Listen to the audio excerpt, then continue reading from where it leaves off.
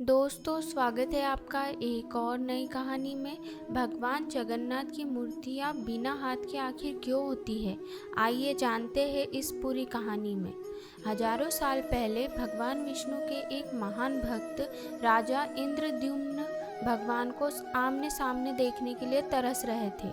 उन्हें भगवान विष्णु या नीलमाधव के अवतार की खबर मिली, जिन्होंने अपने पुजारी से कहा कि वह राजा इंद्रद्युम्न द्वारा शाही शैली में पूजा करना पसंद करेंगे। जब राजा पहुंचे तो देवता गायब हो गए थे।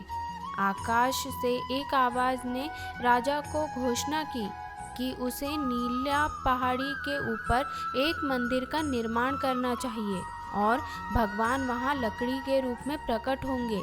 आदेश के बाद राजा इंद्रद्युम्न ने मंदिर का निर्माण करवाया और इसके चारों ओर एक शहर बसाया, जिसे रामकृष्णपुर कहा जाता है।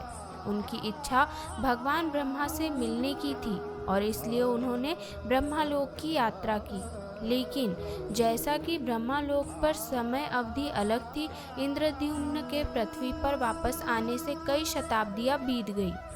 मंदिर रेत के तूफान से दब गया था। इंद्रद्युम्न के जाने के बाद से दो राजाओं ने भूमि पर शासन किया था और दूसरे राजा गाल माधव के शासन काल के दौरान मंदिर का पता चला था। जब राजा इंद्रद्युम्न ने दावा किया कि उन्होंने इसका निर्माण किया है, तो किसी ने उन पर विश्वास नहीं किया। हालांकि एक कौवा था, भुसंडी, जो कई युगों तक मंदिर के पास एक बरगद के पेड़ में रहता था और उसने मंदिर के निर्माण का अवलोकन किया था। भुसंडी ने राजा की कहानी की पुष्टि की। इंद्रद्युम्न ने तब भगवान ब्रह्मा से मंदिर को पवित्र करने की प्रार्थना की, लेकिन उन्होंने मना कर दिया। इंद्रद्युम्न बेचैन हो गया।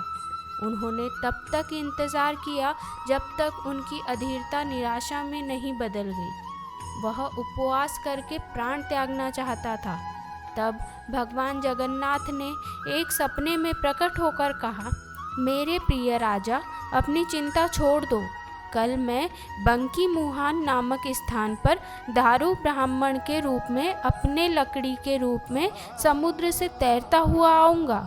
अगले दिन एक हर्षित कीर्तन के बीच दारू ब्राह्मण को सुनहरे समुद्र तट पर धोया गया और एक रथ पर राजा इंद्रद्युम्न के पास लाया गया। उन्होंने कई विशेषज्ञ मूर्तिकारों को बुलाया, लेकिन उनमें से कोई भी दारू ब्राह्मण को छूने में सक्षम नहीं था। जैसे ही उनकी छेनी लकड़ी के लट्ठे से लगी, वह कई टुकड़ों में टूट गया।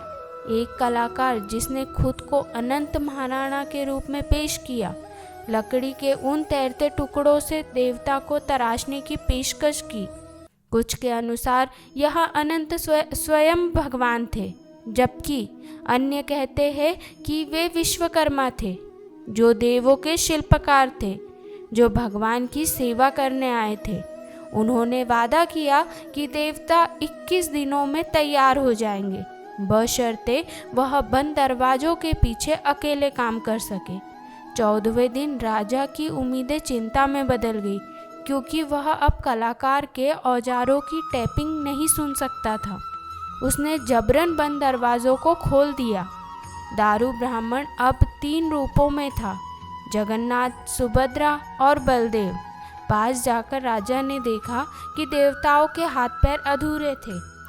ऐसा ही कहा और आज भी हमें मूर्तियाँ बिना हाथों की मिलती है।